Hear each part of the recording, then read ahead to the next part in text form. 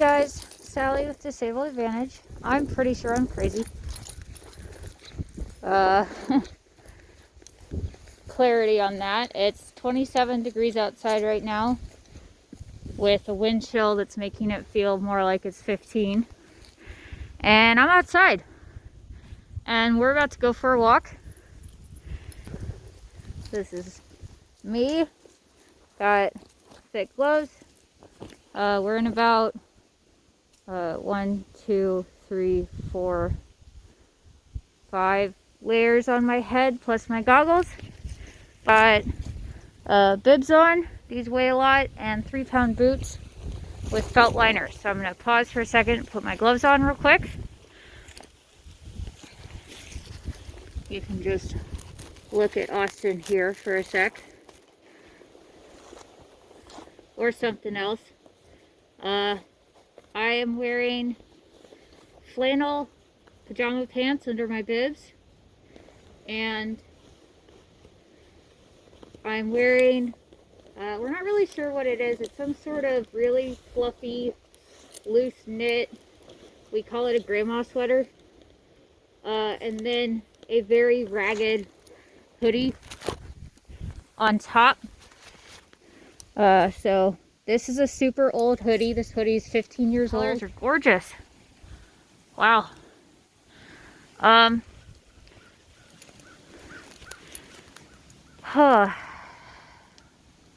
This is gonna be my first walk of the season in bibs. I've also got these ridiculously thick gloves on that make it hard to operate basically anything. Austin, do you need to go to the bathroom? So, why I'm outside? Well, it's only gonna be 27 today. Tomorrow we're gonna be back up to 50 and out of bib weather. But, here, I'll show you the cows. But winter is rapidly approaching, and I need to condition my body and start strengthening my muscles for taking walks like this. And I taught yesterday, so I'm exhausted and flaring. And I was looking outside at the beautiful blue sky and all the pretty leaves. And I thought to myself, you know what? We should do hard stuff and go for a walk. So here we are. Good, go poop. Good boy, Austin. And I also really like making this guy happy. He is wonderful motivation for me.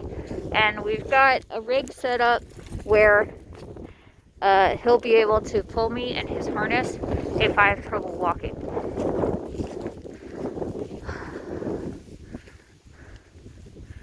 Austin, sit. Okay, so just there I slowed my step down and I talked to him a little bit more calmer because that was his crazy face that, hey, told me he was thinking about running and playing some more. All right, so let's get started and see how long I can talk for with all this gear on. Make sure my lines aren't tangled here. I don't like walking in thick gloves because it's hard to use my hands, but it's important to keep my hands warm.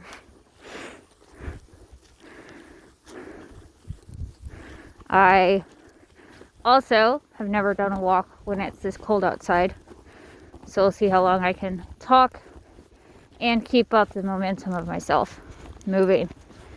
I think we clocked it once one year, and I'm wearing about 6 pounds of gear right now. Closer to 13 or 14 if you count my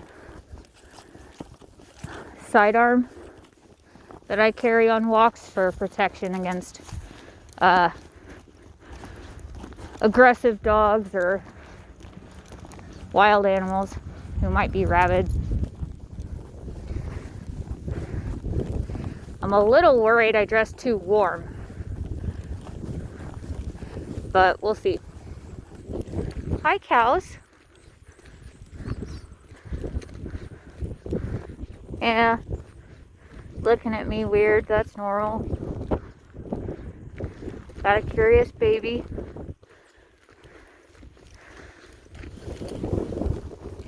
One of the challenges of walking like this is I can't really hear anything. I've got so many layers on to keep myself warm that it makes it hard to hear road traffic. So when I take walks in this gear, we typically go on gravel roads, make it safer. He's also not really expected to do anything structured like heel, because my bibs change how I walk, and he's doing pretty good. But my bibs change how I walk, and they kind of hit him a little bit. They make me wider. Oh. Okay, I feel the wind now. I think the hoodie sweater combo was the right call. I had a client ask me yesterday how I moved outside, because for a lot of people with CRPS, and myself included, it's very hard to move in cold. Your body's kind of take it to the extreme of, you know how when you're cold, all you want to do is curl up? That's for healthy people too. Well, for people with CRPS, a lot of time,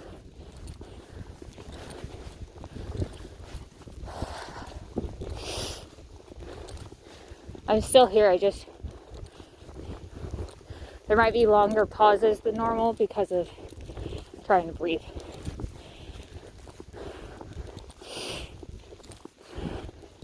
A lot of people with CRPS, when our bodies are in an environment that tells us we're cold, it usually tells us it's colder than what your body feels. So our bodies do usually two things. Stop. Good. They both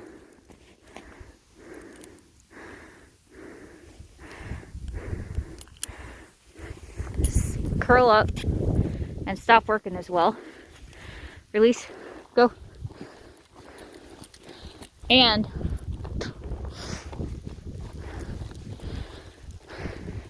we start to shut down. And for people like me, not everyone with CRPS, but for people like me, if we let the cold get too bad, we can start to go shocky.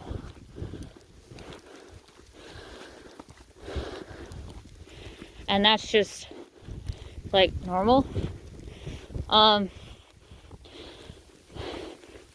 So when I tell people that people always want to know, do you go for walks in the winter? And I say, yeah. And they say, how? I say, I wear clothes. And I wear extra clothes, but I also don't wear the clothes that you would expect. But boy,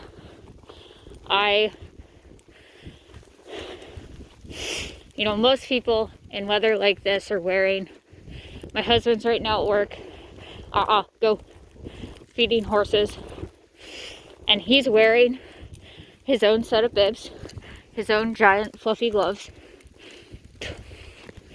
He's only wearing his normal work uniform under his bibs though. For him, it's not actually cold enough for long underwear. And he's wearing a coat at work. I am not wearing a coat. And people are like, what? But you have CRPS, you're not wearing a coat? Not wearing a coat. Let's go. I really hate coats so much. I hated coats when I rode horses because they limited what I could do with my arms for managing reins and putting tack on. And then they also just kind of always made me extra tired. And now that we understand that my XXX hates compression wear, that makes more sense. But when I started training dogs, even with CRPS, you know, I still feel very much the same. I would rather be in a thick hoodie and a down vest and lined jeans than bundled up super snug and warm. And we discovered through a lot of trial and error and then writing the answers down that we can actually keep me pretty warm. Out. Good. We can actually keep me pretty warm without a coat on, as long as I'm moving consistently. So, wearing bibs and a hoodie and a sweater and a long sleeve shirt is keeping me warm. I am not cold right now. And it's not because the CRPS is playing tricks. It's because these layers are genuinely keeping me warm. They're bordering on too warm, but not badly. Go. Good boy. My arms are free to move. They're still a little tight. They're still a little constricted because I'm essentially wearing 3 layers of clothing on my arms right now. And 2 layers of pants. Flannel pants and then lined insulated bibs with a canvas cover. And I'm not locking up. My body is not trying to shut down. See, the thing we do is I get ready in the house and then I open the door so that I'm starting to feel some of the cold air and getting my body used to it while I'm getting dressed. And then as soon as I'm outside, I don't stand around to get cold. I go. So I know as soon as I leave the house where I'm going and what rate I'm going to get there. And I just start going, even though it's hard. If I were to stand around, I would get very, very cold. My joints would lock up and I'd be in a lot of pain. As it is right now, I'm not in a lot of pain. I can tell this is hard work. I can tell that things are heavy, but I also try not to think too hard about it, honestly, because if I think too hard about it, then I realize how much this sucks and I'll stop. I don't know if he sees something up ahead that's weird, or if he thinks I'm not doing as well as I think I am, but it's okay.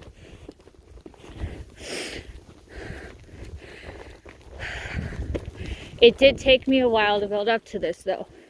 And what we did was we built up my stamina for walking in the spring and the summer and the fall.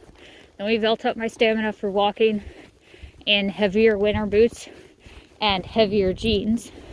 And then we built up my stamina for walking in bibs. Is it strenuous? Yes. Am I for sure exhausted afterwards? Oh yes. Would this be worse if it was actually 15 outside? Yes. Would it be worse if there was snow on the ground? Very much, yes. When there's snow and ice on the ground, we have to put chains on my boots, and those add about 1/4 to 1/2 pound of weight of my shoes. And then whatever snow I walk in, or mud, gets stuck in the tread, and that adds more weight to my feet. But, you know, if I'm doing really poor, Austin's usually out in front of me pulling me, which is extremely helpful.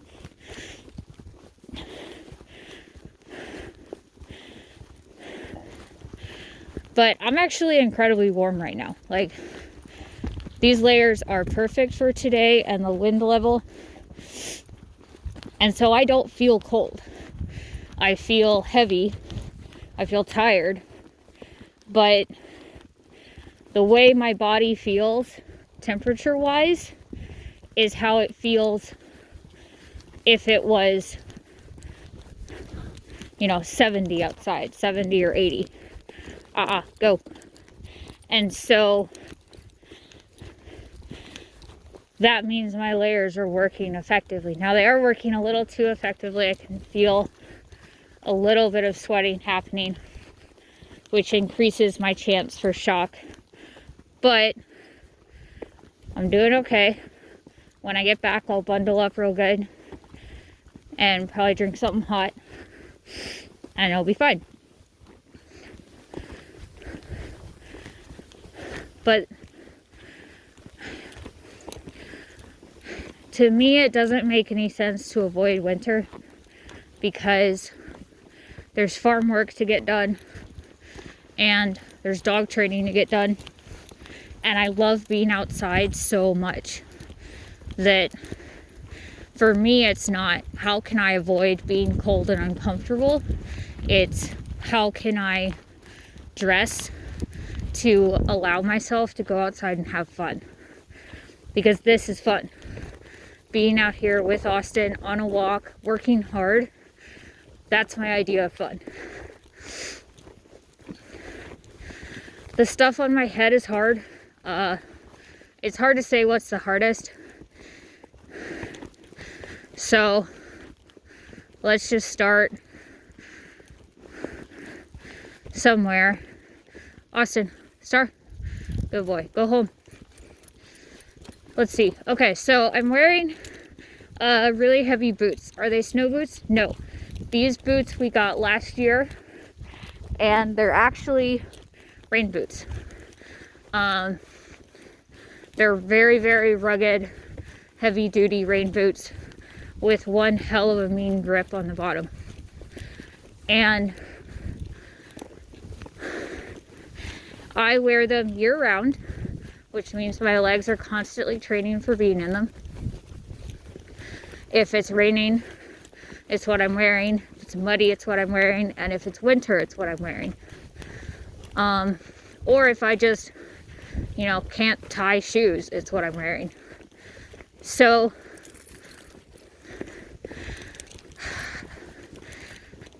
to make them winter shoes, we put felt inserts in them.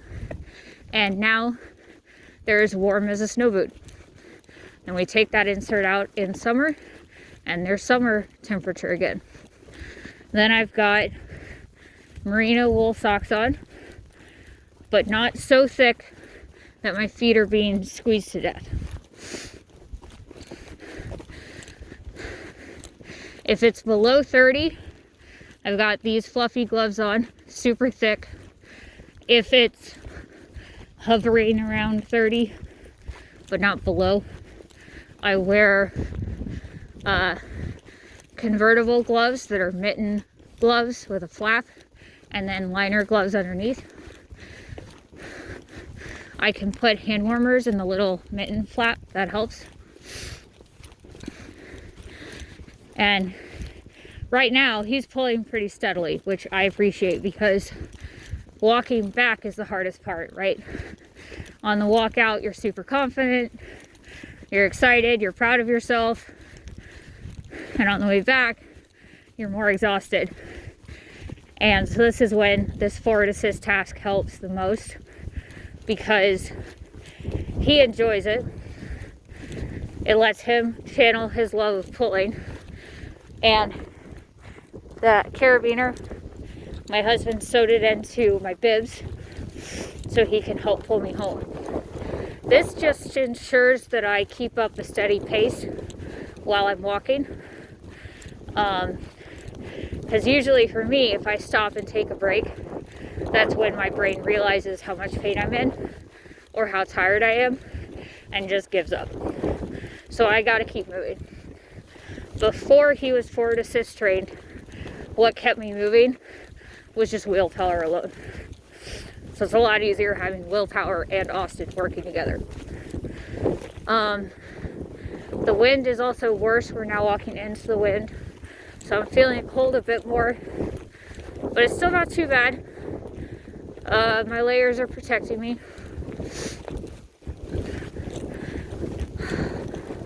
I know your extremities need to be kept warm, but honestly, this sweater is magical. It protects against so much cold. It really stops working at about 10 degrees, but between 30 and 10, it's perfect. And below 10, I'm not out for a walk. So that works too. On my face, I'm wearing a stocking cap, a fluffy earband, and then pull my hoodie up. And then I'm wearing a balaclava that's part neoprene and part fleece.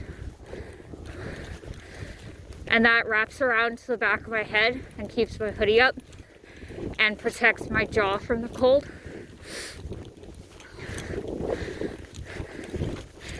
If it's below 15 degrees and I'm just popping out for a potty break for Austin, then I'll wear an extra balaclava underneath it that's super thin, but it's just an extra insulating layer. But today's only 27. I don't need to go to those extremes. And yes, I did just say only 27. Then on top of that, I'm wearing a neck scarf that's really fluffy. If it were 20 degrees or 27 and snowing, I'd be wearing a full neck scarf that I wrap around my head. And I'd be wearing a coat, but I'd only be wearing a light rain jacket on top of my hoodie to protect me from getting wet. Still not really what you would think of for a heavy winter coat. Then I've also got snowboarding goggles on. And all of that stuff works to keep the cold air from directly hitting my face. Cold air on my face reliably triggers head pain or for my jaw to seize up. And so if we cover my face as much as possible, my face stays warmer, and the gear itself does cause some scalp spasms. But overall, not too bad.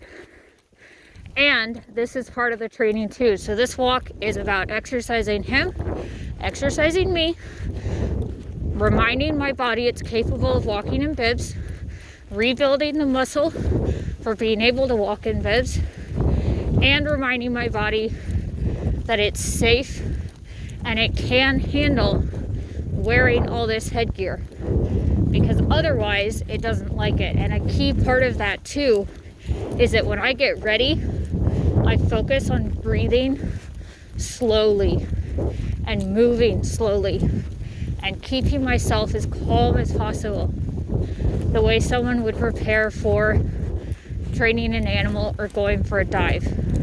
Because the faster I go, the more I start to panic. It throws my body out of whack before I'm even outside doing the hard part.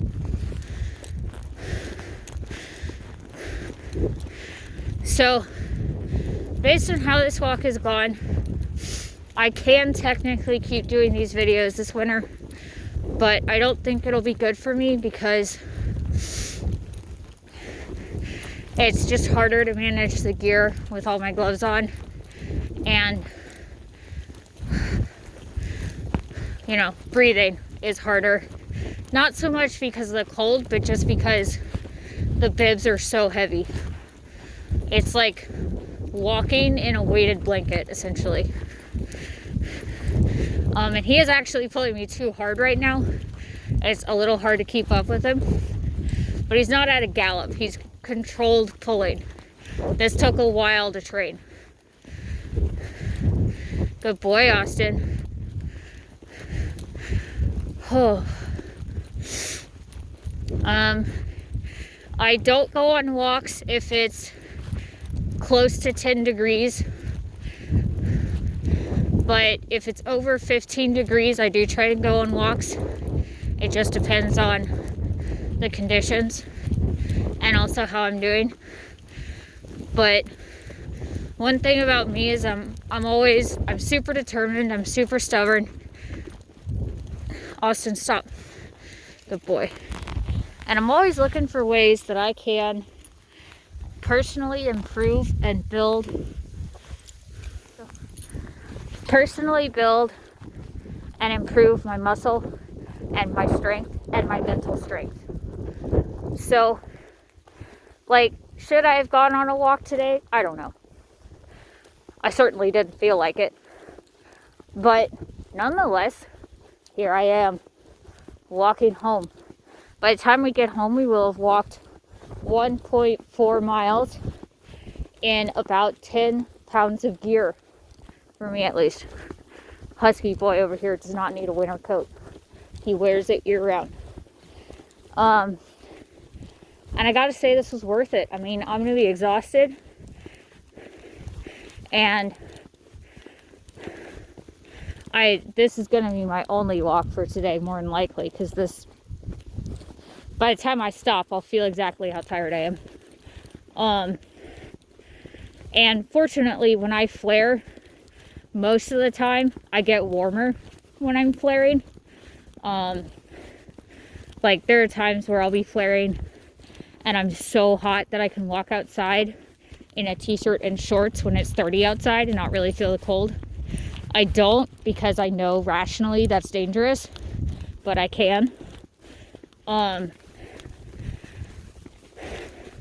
So what happens for me after exercising, whether it's summer or winter, doesn't really matter, is first my body gets really, really hot from flaring and feeling all the exertion, and then I get really, really cold.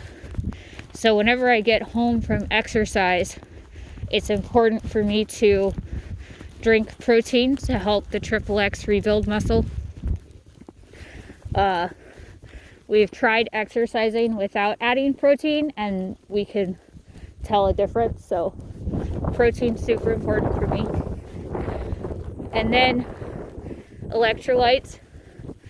And even if I'm not immediately cold, going ahead, changing my clothes if I got sweaty, and then putting on a hoodie and long pants, getting under a blanket, having a heat pack, having Austin nearby if I need his help, and possibly making myself coffee to help stabilize my body temperature.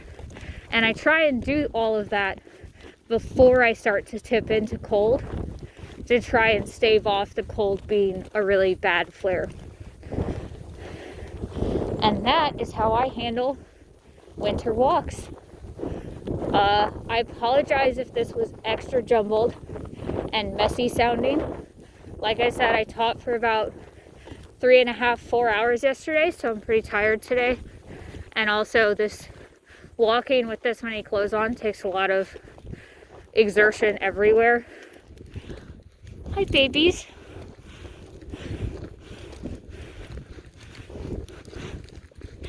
For any of you curious, the cows are generally okay with Austin. I don't ever let him get past that strip on the driveway. He's not allowed to go to that side of the driveway and harass the cows. And in spring, when there are little babies, I try and walk super close to the bull fence so as to not stress out the mamas. Okay. Austin, stop.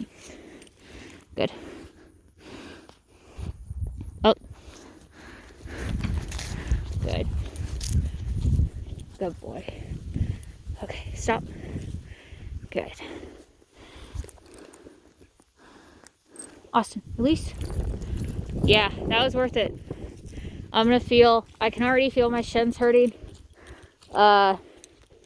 And, oh, I'm so tired. Starting to get the firework muscle spasms. And I just feel tired. Bibs are not great for my back. But I'm really proud of myself for going out and trying a walk, even when I wasn't sure it was going to work or not. And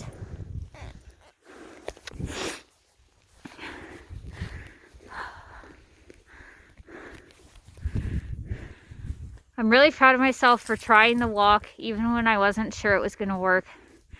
And that pride in myself is what also helps fuel me attempting the next walk.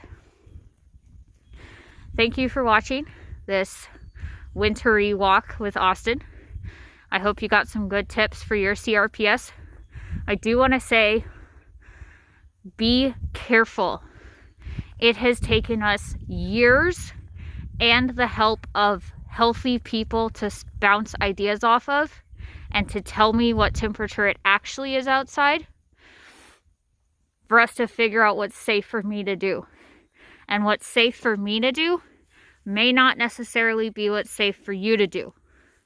So don't immediately rush into things. Plan it out, think it through, try different things, figure out what your body needs to be okay. Right now, my body needs to go inside where the wood stove is because I can feel myself starting to want to curl up in a ball. And I need to go inside and take care of myself now to prevent a worse flare from happening. But this was worth it. It's beautiful, good time. Austin got exercise in. He'll run on the treadmill probably later. It's just so gorgeous out here. I can't resist walking in it. I love it so much. Thanks for watching and subscribe to our channel. In lieu of walks, try to keep up looking for session clips that clients let me share or training tips and other things this winter, and then I'll try to resume the walks when it's warm. And if we have warm days this winter, I might do some more walks, but we'll see. Thanks for watching. Austin, let's go.